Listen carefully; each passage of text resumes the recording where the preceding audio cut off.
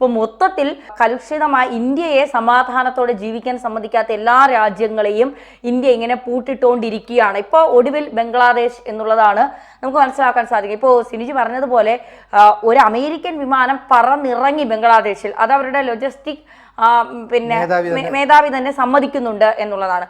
പക്ഷേ അത് പറന്നിറങ്ങി എന്നുള്ളതിന് എന്ത് ലക്ഷ്യത്തിനാണ്? അവിടുത്തെ പ്രാദേശിക മാധ്യമങ്ങൾ പറയുന്നത് അരക്കൻ ആർമിക്ക് വേണ്ടിയാണ് ഈ ആയുധങ്ങൾ വന്നത് എന്നാണ് അവിടുത്തെ ബംഗ്ലാദേശിൽ തന്നെ പ്രാദേശിക മാധ്യമങ്ങൾ പറയുന്നത്. പക്ഷേ അരക്കൻ ആർമിക്ക് ഇത് കൊടുത്തിട്ട് എന്ത് ലക്ഷ്യമാണ് അമേരിക്ക നേടാൻ ഇരിക്കുന്നത്? ബംഗ്ലാദേശിലെ ഒരു അട്ടിമറിയാണോ, ഭരണ അട്ടിമറിയാണോ, സൈനിക അട്ടിമറിയാണോ, വീണ്ടും ഷെയ്ഖ് ഹസീനെ കൊണ്ടുവരാനുള്ള അമേരിക്കയുടെ കൂടെ നീക്കമാണോ എന്നൊക്കെയുള്ളത് നമ്മൾ വളരെ ഗൗരവത്തോടെ ചർച്ച ചെയ്യാം. എന്തായാലും അമേരിക്ക ഇപ്പോൾ ലക്ഷ്യം വെച്ചിരിക്കുന്നത് ബംഗ്ലാദേശിന്റെ തകർച്ച തന്നെയാണ്.